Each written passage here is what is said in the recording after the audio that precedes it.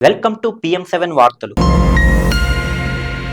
బొలీవియాలో స్వయం ప్రకటిత దేవుడు నిత్యానందకు చెందిన స్వయం ప్రకటిత దేశం కైలాస భూసేకరణ కుంభకోణం కలకలం సృష్టించింది. నిత్యానంద్ అనుచరులు 4,80,000 హెక్టార్ల భూమిని మోసపూరితంగా సంపాదించారని ఆరోపించారు. ఈ మేరకు బొలీవియన్ ప్రభుత్వం ఈ ఒప్పందాన్ని రద్దు చేసింది. మరోవైపు భారతదేశంలో నిత్యానందపై ఇప్పటికే అనేక తీవ్రమైన ఆరోపణలు ఉన్నాయి. కైలాస దేశాన్ని సృష్టించడం ద్వారా ప్రపంచం మొత్తాన్ని ఆశ్చర్యపరిచిన స్వయం ప్రకటిత సన్యాసి నిత్యానంద్ ఇప్పుడు కైలాస సరిహద్దులను విస్తరించాలనుకుంటున్నాడని చెబుతున్నారు. ఇందుకోసం దక్షిణ అమెరికాలోని బొలీవియాపై దాడి చేశారు. ఇక వివరాల్లోకి వెళ్తే, నిత్యానంద్ తన శిష్యులతో కలిసి దక్షిణ అమెరికాలోని బొలీవియాలో 4,80,000 హెక్టార్ల భూమిని ఆక్రమించారు. ఈ సమాచారం అందిన వెంటనే భారతదేశం నుండి బొలీవియా వరకు ప్రభుత్వాలు కార్యాచరణలోకి దిగాయి. నిత్యానంద్తో పాటు అతని శిష్యులు మొదట బొలీవియాలోని గిరిజనుల భూమిని మోసపూరితంగా కొనుగోలు చేశారు. భూమిని కొనుగోలు చేసిన తర్వాత నిత్యానంద్ దానిని కైలాస విస్తరణగా ప్రకటించడానికి ప్రయత్నించాడు. కానీ అంతకు ముందే భూమి కొనుగోలు వార్త మీడియాకు లీక్ అయింది. నిత్యానంద్ ఆయన శిష్యులు కలిసి బొలీవియాలోని 4,80,000 ఎకరాల ప్రభుత్వ భూమిని తమ పేర్లపైకి మార్చుకున్నారని ఆరోపించారు.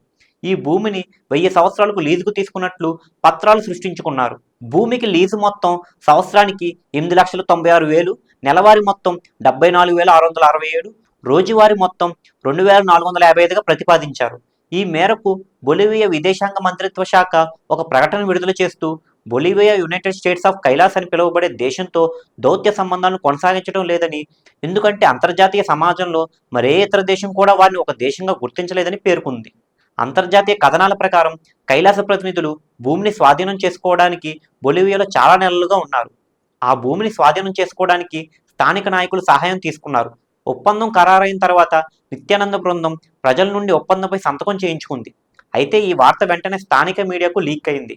మీడియాలో వార్తలు వచ్చిన తరువాత నిత్యానంద్ అతని శిష్యులు స్థానిక జర్నలిస్టులను బెదిరించారని, అయితే ప్రభుత్వంపై ఒత్తిడి పెరిగినప్పుడు నిత్యానంద్ ఒప్పందాన్ని పూర్తిగా రద్దు చేసిందని చెబుతున్నారు.